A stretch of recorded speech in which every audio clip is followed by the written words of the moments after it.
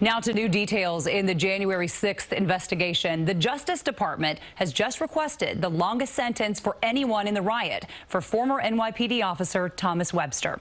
CBS News congressional correspondent Scott McFarland has been tracking the case closely from the very beginning. He joins us now with the details. And Scott, what is the Justice Department seeking next week at sentencing for Webster?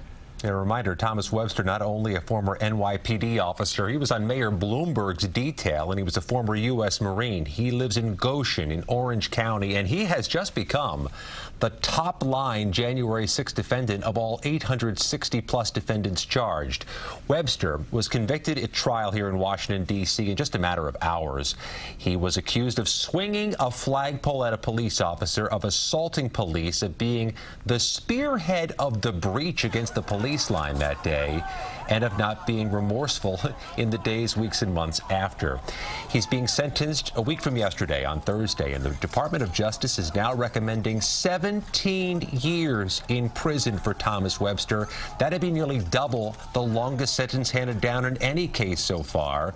And by the way, Jessica, Webster has just submitted his request for leniency in paper ahead of Thursday's hearing.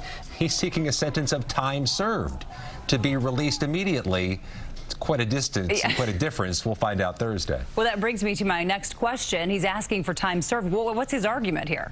Among the arguments his defense lawyer made are arguments we haven't seen from other January 6 defendants, that he is now disavowing and disabusing himself of the theory that the election fraud claims were real, that he is no longer an election denier. One of his supporters from Orange County, New York, submitted letters on his behalf from character witnesses, at least one of whom blames Donald Trump for, quote, despicable lies that might have motivated January 6th, potentially Webster's participation too.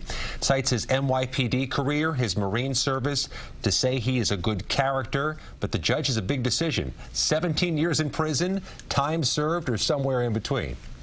There's a very big difference between those things. I guess we'll wait and see what happens. Scott McFarland, as always, thank you so much. We're moving